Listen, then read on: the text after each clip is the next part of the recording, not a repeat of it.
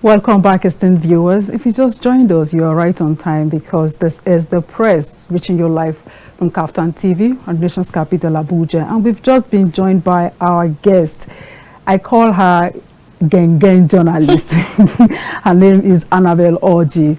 Welcome. Thank you so much. Thanks for joining us. Great, thank you so much. How are you? How is the country treating you, the economy and all that? Well, one step at a time. We're taking one day at a time. Okay. We just wake up from your sleep this morning and say, okay, please, God, just let me just survive today. And then you come back home. Oh, I survived today. Yeah. Okay, we'll look forward to tomorrow. And most of us are just trying to, put up appearances in order for us not to look like what we are going through. Yeah, but right. The president is already assuring us that he's doing everything that's possible best to break down inflation and all that. And I'm saying, is this a fact or an assertion? We don't want you giving us, high hopes. We want you to, do more of the work and not just talking, assuring Nigerians. So what's your reaction on this? Well, I think that we should have actually gone past the stage of being assured that things will get better. But then sometimes I just want to see the cup as half full rather than see it as half empty. Because when the president just tells you, okay, keep taking the baby steps of pain, don't worry, we are doing everything to make sure everything is all right. But then one side, they are trying to ensure that the dollar or the naira, the weakened naira, that is already looking very sick and tired, or it was looking like, oh, I'm dying very soon, I'm dying, help me, they carry me, go, I don't know. And then all of a sudden they were able to resuscitate it at to the extent that from 1,900 we're having 1,200, and we're hoping that it will get lesser. But then you then come from another side and tell us that electricity has gone skyrocket high. Oh, please. So it's now looking like, are you robbing Peter to pay Paul here, or she na the wine or snee? And to think this assurance of it started from Buhari's administration, and now Tinubu is also giving us this assurance. I mean, when will this assurance come to an end? Let's face reality. The assurance era, we are done with the assurance era. Nigerians are going through a lot. Tell us, okay, this is your plan. Fine, we know your plan. Work towards that plan. Execute this plan so that Nigerians can, be free from this economic tension and all that. All right, let's move to the insecurity issue now, which I know you are aware of. Now, in the Punch newspaper this morning, from the Inspector General of Police, Egbetokun, 141 terror cases was being recorded, 214 kidnappings recorded. And when you move to Kaduna State, we have the story there coming that the bandits killed 5 hostages and free 51 after ransom in Kaduna. The ransom was about 88 million naira was paid to these kidnappers so that those in their captivity can be ransomed. What's your reaction on this? Okay, so now some people would say that it's actually wrong to pay ransom, and then I feel like the government is trying to manage the situation and they managed communication, because you cannot come outside and tell people that we paid ransom. That's now going to be more like failing and then telling other people that, okay, this business is a booming business. Exactly. So if it means that, okay, now if you go to Delta State, before now we don't have so much insecurity in the south around that area. I'm not saying like I'm talking about when it comes to this spate of kidnapping. Before now, when we're growing up, my parents would just pack all of us and they would travel to the east and go and enjoy ourselves in Easter, every season or every festive season we're able to travel. But now, because this insecurity, most of them have seen it as a thriving business. And I was telling someone that I pray that we don't get to the extent where they now have to, when they now start listing and stock exchange, and then the bullish and the bearish, what's bullish or what's bearish in the market, and then insecurity just goes up there, and then people are saying, oh, okay, I think it's a good business. So the government is trying to manage their communication in the situation, not telling people that they paid ransom.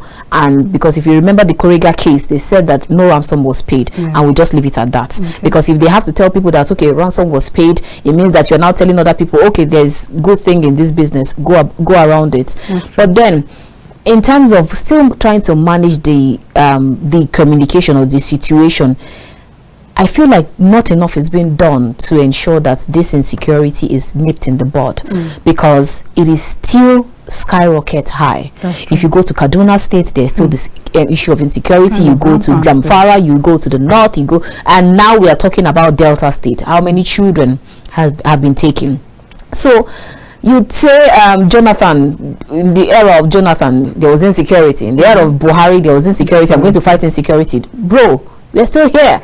So what's happening? We're still talking about this. It's getting worse day by day. It is. And now when we move to Delta State, you know about the Okwama killing of the 17 slain soldiers. Now the army is telling us that they've recovered the stolen weapon of these perpetrators. But then my question is, you've recovered the weapons of the perpetrators. How far the perpetrators, those that committed the crime, how far with them? Is there any reports? What's the way forward? I mean, it is one thing for you to recover their weapon. It is another thing for you to, get these perpetrators and make them face the law. What do you have to say about this? Well, I think they said, to some extent, they said they're still looking for those who killed the 17 army. And I remember having recently, a few days ago, I had a conversation, one of our sister programs, the conversation with one of the ex-militant leader who happens to be a mayor of Uboland, and then he was complaining of how most of their members or their community indigenes and members are still inside the bush. But the CDS, that's the Chief of Defense Staff, is saying that they are not going to be allowed to come out until they fish out whoever killed those army. And I agree with them. Exactly. They have to fish out whoever that killed, because you have a major general in that that was killed. You have you can't just say because according to him, he said, okay, that they were not informed before those army came in for the peacekeeping. But excuse you, you cannot. The army is not supposed to tell Okwama community, oh, hello, we're coming for peacekeeping in your community. Make sure that you leave all stones unturned. When we're not in secondary school, those days when the government will be coming to your school and they tell you, oh, please make sure that you leave no stones unturned. Everybody's sweeping, everybody's taking care of. Oh, please, we're not in that era again. So I'm 100% for fishing out whoever that the perpetrators. Take their guns, take their knives, take their arms, and then make them pay dearly for this. Because if you don't make them pay, every other person would come and think that they are now warlords, and then it keeps happening again. But then are they trying to say so far they haven't been able to get any suspect at all? Well, they paraded some suspects, but you know what it is with when Nigerian police or the security agencies tell you that we're parading suspect or we've gotten suspect. It means okay, I'm trying to manage my word, but when it comes to police, I remember few days ago, one of my friends was telling me how they were just walking on their own at night in Gwarimpa. They were coming from a party, and then they were just going on their own, and all of a sudden they were picked up by the police because they said, why are you people walking at night? And they said, Oga, we were just coming from a party. See our ID card, they were all paraded as suspects. So in my mind, whenever I hear suspect, that is the thing that comes to my mind, that security people and their definition of suspect. But now they said they've taken some suspects, and even some of these people that they're parading as suspect, like one of the monarchs is coming out to say that his hands are not in the cookie jar. So what is holding the fact that intelligence agencies, we have DIA, we have NIA, we have all of these agencies, the DSS, the SSS, what is holding them from bringing in intelligence and finding out who these perpetrators are? Because if you remember, when such happened in I hate to use the word developed countries, but when you have in other saner climes, even though I hate to use that word, but then when one of their member was kidnapped, you see the way they were able to come back to Nigeria. They entered into the bush, into the forest, and they picked their person and left. So why are we still here? It means that there's more to it. There's more to it. The reason why we are still here, don't you think it's because we lack probably the technologies, in terms of Nigeria don't lack technologies here. Nigeria, we have a lot of these technologies, because especially when we are talking of Okwama, we're not talking of Nigeria, we're not talking of the whole of the Northeast, we are talking of one community finding who exactly killed 17 army soldiers. That's a lot for us to have taken days, weeks, and I pray it doesn't even get to months. But then I keep asking myself, will this insecurity issue come to an end someday? Is there a way that it can be eradicated, not just mitigated, eradicated?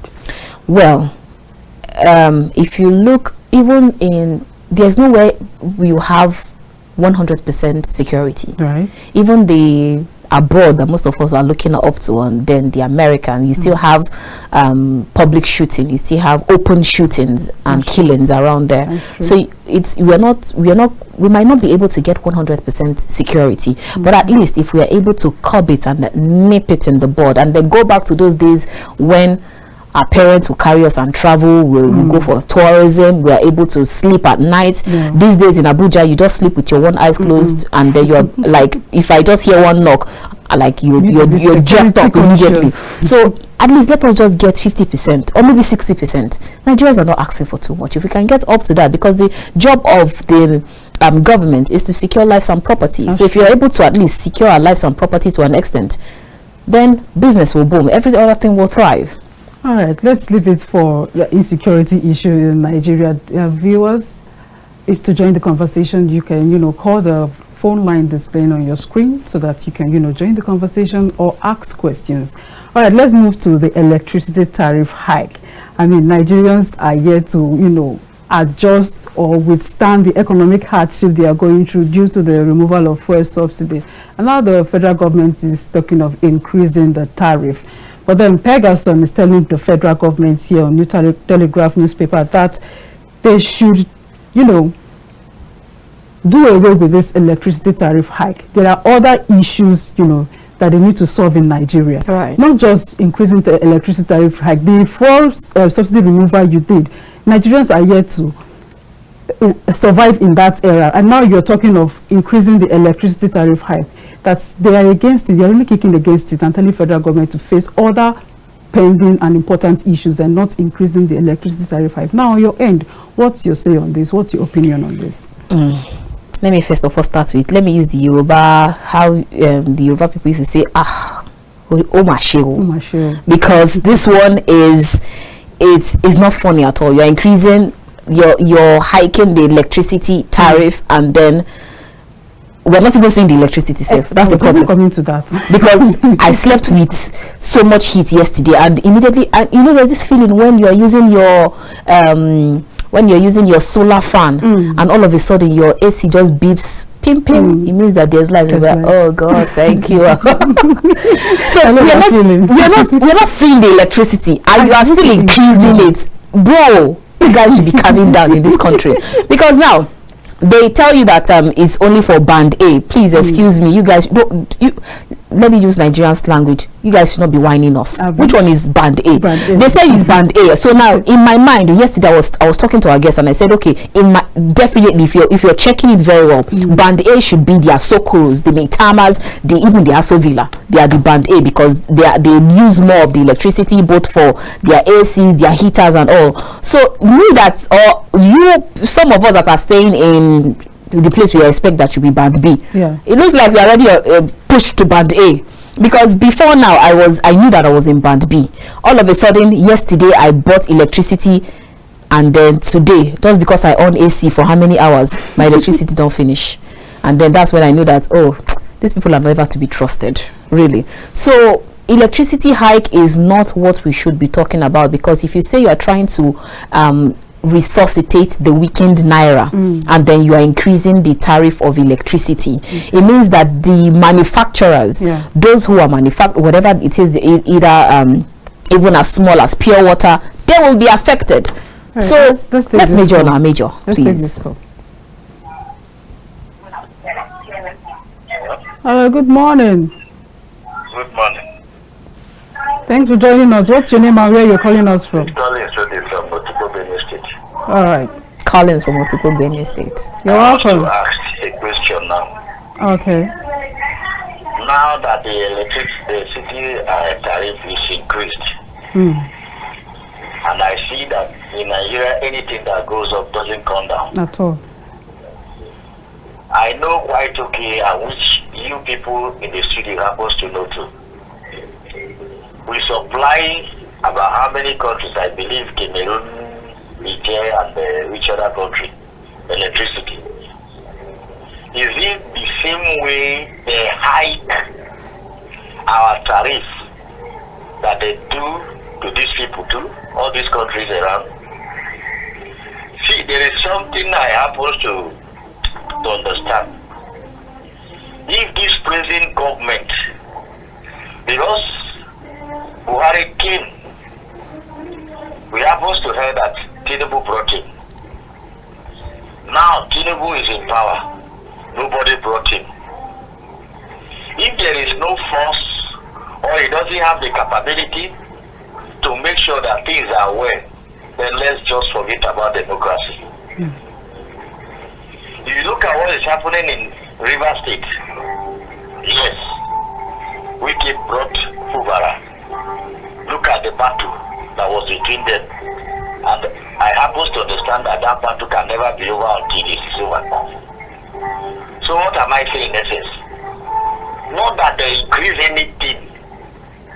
We the masses that are not working, we are still at home doing nothing. And see it, some of us, we are not living in a family house. We either do all these little jobs to ascertain the living, just to make sure that we don't have any problem with the society we are living in and the government at hand. And they are hiking all this. Where do they want us to go? What exactly that Nigeria wants the poor masses to do? Fuel is increased, electricity tariff increase, and so many other sources of living. We are being so much pushed to the wall. Where do they want us to go? I want this issue. I don't know whether our House of Assembly, our House of Rep, and even the presidency, they're used to listening to this program that we use. We normally have our time to listen to any time it is 9 o'clock up there. So please, we want a nation at large. We need these answers, and whatsoever that is supposed to be done, let it be done in as much as possible. The bomb we are sitting on top. You know, when there is a bomb and you place your leg, the moment you leave that leg, everything will explode. That's true. So it's better the bomb, the whole nation is on top. We don't jump for it to explode. The pains has become too much. I was sick the other day. I couldn't go to the hospital because if you just left the following day, they'll give you charges over 25 to 30,000. So the earlier the better. You call a chemist person, come and check you. If it is drink, give you drink, give you injection. Are we going forward? Where are we heading to? Please. Nothing is working. Everything is in shambles. We the farmers who could not buy chemical, who could not buy fertilizer, we don't even have the money to buy fuel to go. If possibly we have gotten the bike and some little things to convince ourselves the worth of the price of the fuel. If you plant this season, you can't harvest this season. I don't know exactly whether the nations, the presidency and all the people in power are looking up to it. Look at them fighting for power every now and then because they are living very large and fine. Look at the tackling of the budget. I was like hearing that Nindi is suspended. Something is going to happen now. Let's just pray anyway. Thank you. All right, thank you. You heard what the caller said. Now, Nigeria is also, giving electricity to neighboring countries, and is asking the way they are increasing the electricity tariff hike here in Nigeria. Is it the same way they are increasing in those countries they give electricity to? Well, I am not in a position to answer that question because I don't even work with the government and I'm not speaking for the government. But I hope that they're able to use their head very well. If you're giving, if you're supplying electricity to other countries and then we are paying this much, but like the government will always say that Nigerians are even the ones that are paying so little for electricity and even fuel that you go to other countries, they pay so much. So wow. It is what it is. And now NERC is giving an excuse for the reason behind the tariff hike. Now they said that the electricity tariff increase would reduce grid collapses, that's the power outage, and also enhances supply. I don't understand what's the relation between you increasing the electricity tariff hike and then it's going to avert grid collapses and also enhance the power supply. I still don't get it. Like I said, sometimes I just feel like, oh, please, you guys should just be saying what people are saying, because like just the same way they said I was supposed to be in band, in fact I was in band C and then I was moved from band C to band A all of a sudden. So if you tell me that this hike is going to stop grid collapse. I'm yet to see that happen, because now you're talking about, there's a lot that we need to talk about here. You're talking about the hike, you're talking about our national grid collapsing, but you're not even looking at the fact that, okay, what are you guys doing about generation, electricity generation? Because we don't even know if we are still generating up to 4,000 megawatts like they say, or are we generating less than 4,000? Are we now doing more? Because we still need to go back to our electricity generation. And then when you talk about the generation, you now talk to the transmission, and then the discos who say that all of those electricity you guys are generating, please, we cannot take them all, because we cannot store electricity. If you are generating 4,000 megawatts, bro, we can only take 2,000. So what happens to the remaining 2,000? So there's a lot that needs to be discussed before we come back here and start telling people that you're increasing electricity tariff. Let's move to Rivers State now. The political crisis in Rivers State is long overdue. Even when, as at then, the president stepped in, and then we were thinking that, okay, for him to step in, there will be a resolution. But then, this morning on Vanguard newspaper from Rivers APC, we heard that Fubara is plotting to obtain court orders to declare the assembly, that's Rivers APC assembly, illegal. And he also vows to make his detractors restless. What do you have to say about this Rivers political crisis that is long overdue? I remember when I was talking about it yesterday, and then I asked the guest we had on the press, and even on the conversation, and then he said, oh, okay, Fubara is just he's a subtle type of Wike. Wike is like, he just says it the way it is, and then he just talks, and if the earth wants to fall down, who cares? But then Fubara is, I remember Fubara saying one time that we accountants, we don't talk too much, but we just talk a little, and then you see things happen on paper, and then you see things moving. But the lawyers are the ones that talk too much, and then we know what exactly he means. Wike is a lawyer, and then we know who he's referring to. So Fubara is just the type that he's a guy to watch out for. That's what I would say. It's a guy to those people who think that, okay, it has been settled, and then they can just do whatever they want to do. They should be very careful of the Fubara that is coming up now, especially when he says that it's going to be fire for fire. When he says that there will be war, especially for those my detractors, we know who he's referring to. So if you know that you are already in that, you have cornered yourself in that place where you now feel that, what can Fubara do? He's the governor of Rivers State, so don't dare what the governor can do. He can do anything. What exactly could be the reason behind this crisis exactly? Well, some Nigerians are saying it because probably Fubara didn't want to have anything to do with Godfatherism, Mr. Wike and Fubara and all that. But what exactly could be the reason behind this crisis between Fubara and Nyesom Wike? It's still the Godfatherism. Wike kept on, at the time, kept screaming of how he was the one that paid all of them's nomination form. So he kept making everybody. It's still the Godfatherism, because it happened in Lagos during Tinubu and some of his guys. If you remember, during Fashola and Ambode, they still had that same issue. Even the Wike self had the same issue with his own predecessor, that's Rotimi Amechi. So you cannot just come back and say, okay, I want to stamp my feet on the ground. And then Fubara is saying that, bro, it is in the yesteryears, not today. All right, can't do that again. Let's take this call. Good morning. Yeah, beautiful morning to you, Confidence. Beautiful morning to you, Annabel. You are on to SMD from Lagos. SMD from Lagos. Thanks for joining us. Great to hear from you. Thank you very much. Due to the time factor, let me quickly respond to the issues I need to respond, especially the economy, the political saga that is going on in Rivers. Yes, like Annabel mentioned, whether you like it or not, that is the implication of Godfatherism. Okay. And believe me, if in the Nigerian democracy, or let's say entirely in the African democracy, if we cannot do away with Godfatherism political system of government, believe me, we're going to, in fact, we never witness anything. Now look at what is going to happen in Kaduna, or what is happening in Kaduna between the present governor and and his former boss. Look at what's happening in Kano. You understand my point? Look at, does that mean that it goes for that reason going to dominate the Nigerian political system? Where is the democracy? What are the concepts of the democracy?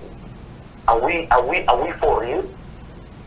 Are we into real democracy, or are we into militant democracy? Let us just clarify this.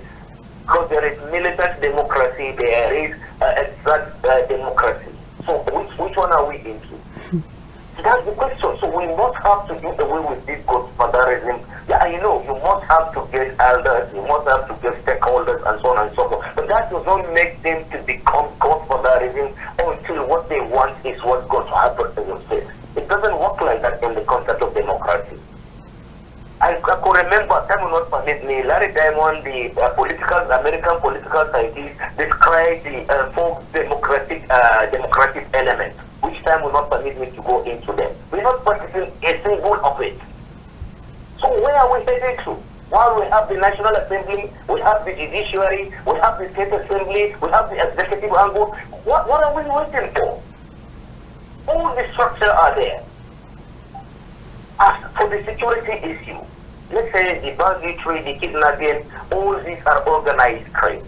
They are organized crime. Right. So what happened? What happened with our intelligence? Where is the DIG? Where is the NIA? Where are the police force? Where are the Navy? Where are the Air Force? Where are the mechanisms? What are we waiting for?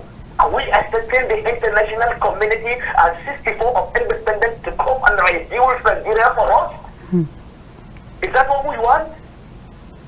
1971, Dubai is not what it is today. So where are the patriotism? So we need to be patriotic. We need to learn to know we don't have any other country than our country, Nigeria. And in the world, no any country will accommodate 220 million black Africans just because they cannot sit in their zone.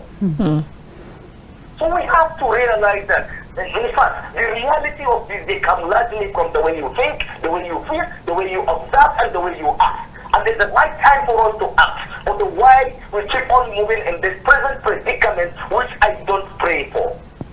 Thank you very much. I remain SMD from Lagos. Thank you so much, SMD from Lagos.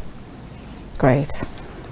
All right, viewers, let's move to our social media package this morning. And the first video there has to do with a soldier telling Nigerians that if you are among the people who is owing money, now that he has become a soldier, if you want to collect your money, come to the barracks and collect your money.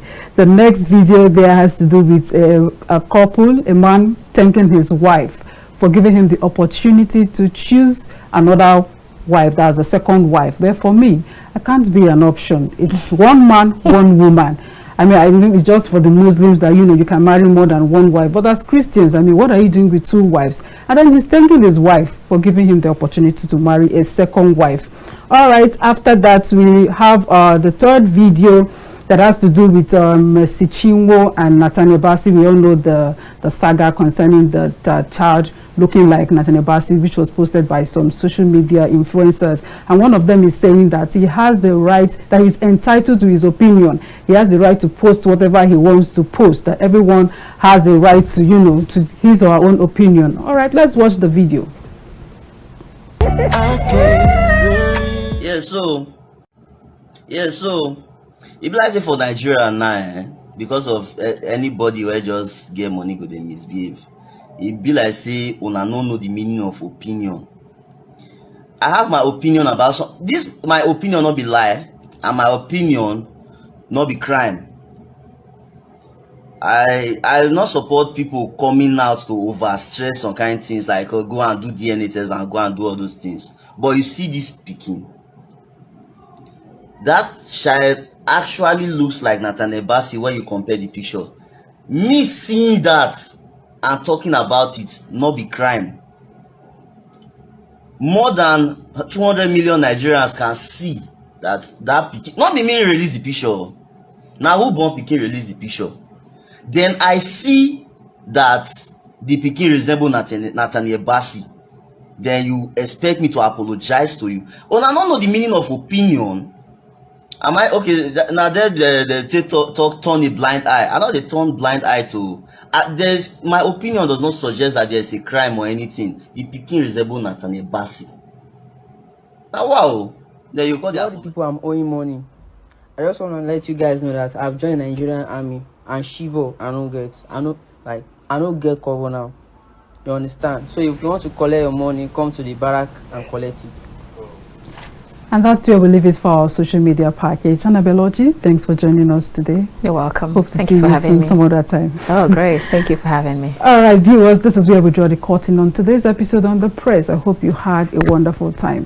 Do stay tuned for more updates on KAFTAN TV. I remain your wonderful host, Reuben Confidence. Bye for now.